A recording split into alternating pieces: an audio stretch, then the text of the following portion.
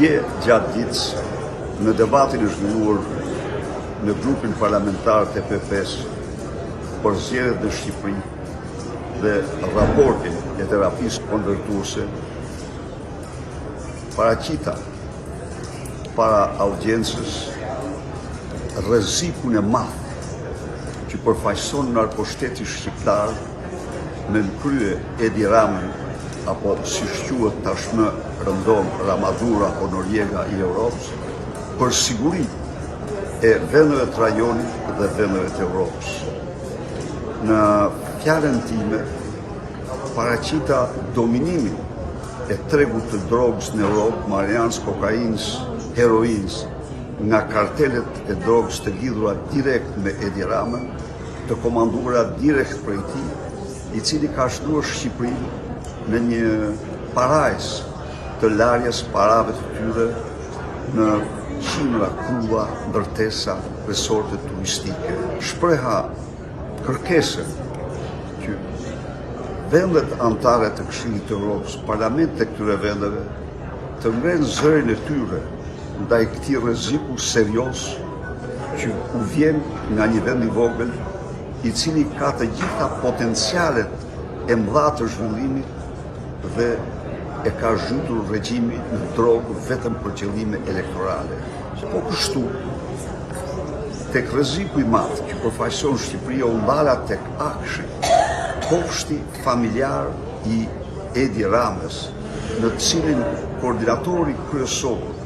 i karteleve të drogës me anëtarët e familjes Ramës kanë plashkitur qindra milion euro, për mbi të gjitha Ergy Sagasi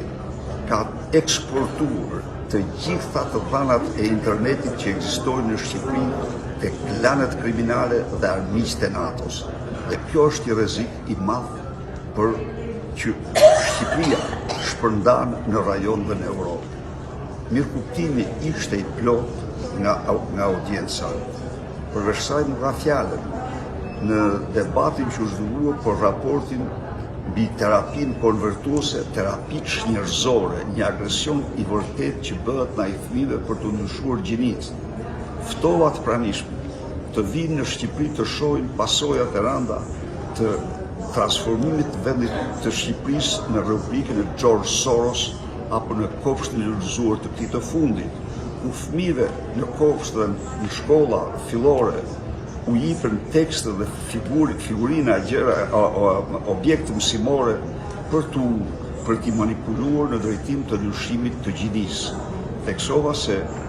kjo propagandë është propaganda e ekstremit maj që synon rivendosjen e një diktature të rrezikshme të ekstremit maj, jo vetëm në Shqipëri, por në Europë dhe në botë. Debatet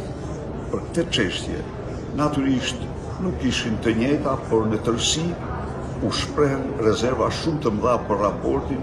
i cili në një farë mënyrë kërkonte legjitimonte terapinë konvertuese